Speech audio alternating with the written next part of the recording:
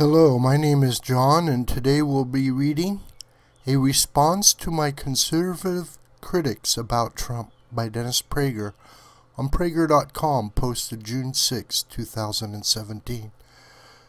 Dennis Prager is an amazing man whose Prager University has had 400 million views, a million views per day, of videos teaching people what the education establishment is not teaching today.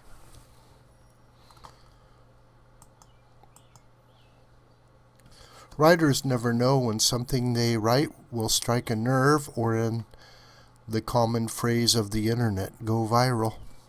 Yet my last column, Why Christians Still Attack Trump, did both. Aside from being reprinted on almost every conservative website, Newsweek published the column and the New York Times quoted it. More importantly, many major conservative writers responded to it, mostly in disagreement.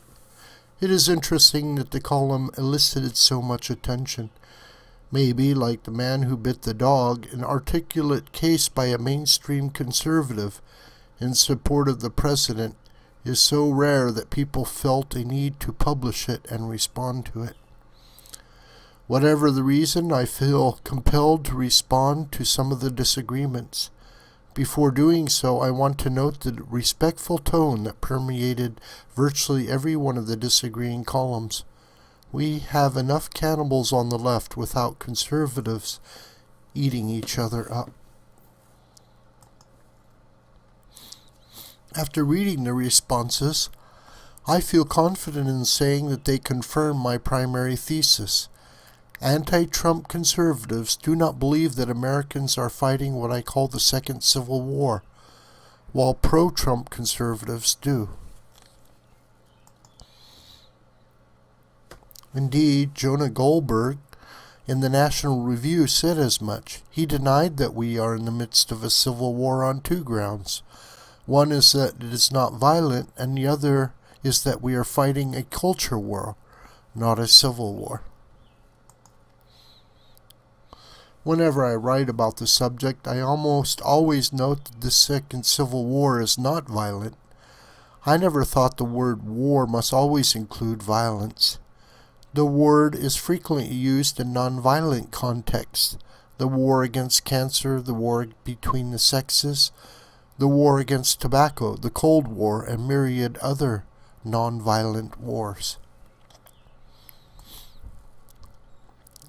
Perhaps Goldberg would respond that he did not write that all wars are violent, only that all civil wars are violent. But if there are nonviolent wars, there can be nonviolent civil wars. Nevertheless, what most disturbs me is his second argument, articulated in various ways by most of those who disagreed with me, that there is simply no civil war. And many repeated the universal belief among never-Trumpers that a Hillary Clinton victory would not have been a catastrophe. My response is the culture war is much too tepid a term for what is going on now. Maybe anti-Trump conservatives are fighting a culture war, but the left is not. The left is working to undo the American Revolution. It's very close to doing so. Of all people, one would think Jonah Goldberg would understand this. He is the author of what I consider to be a modern classic, Liberal Fascism, The Secret History of the American Left from Mussolini to the Politics of Change. His book leads to one conclusion: we are fighting fascism. How is that not a civil war? When you fight fascism, you are not merely fighting a culture war. So shouldn't the primary role of a conservative be to vanquish leftism? To me, that means strongly supporting the Republican President of the United States, who has staffed his cabinet with conservatives and already won substantial conservative victories. As I suggested in my previous column, Conservatives would have been thrilled if any Republican president had achieved what Trump has at this point in his administration. But what about Trump's character? Nearly all my critics ask. Or as John Podhoretz, editor of Comedy Magazine, tweeted, for Dennis Prager, who spent 40 years advocating for a moral frame for American politics, to argue as he argued today is, may I say, ironic. First, I have indeed dedicated much of my life to advocating for morality, for ethical monotheism as the only way to achieve a moral world, for raising moral children, as opposed to concentrating, for example, on raising brilliant children, and for the uniquely great Judeo-Christian moral synthesis developed by the Founding Fathers of America. But I have never advocated for electing moral politicians. Of course, I prefer people of good character in political office.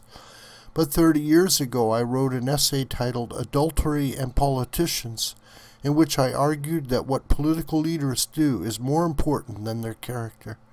To cite but one of an endless list of examples, I would prefer an adulterous president like John F. Kennedy, who supported Israel, than a faithful family man like Jimmy Carter, who was an anti-Zionist. Second, as a religious Jew, I learned from the Bible that God himself chose morally compromised individuals, like King David, who had a man killed in order to cover up the adultery he committed with the man's wife, and the prostitute Rahab, who was instrumental in helping the Jews conquer Canaan to accomplish some greater good. And for the record, I am not suggesting that God chose Donald Trump.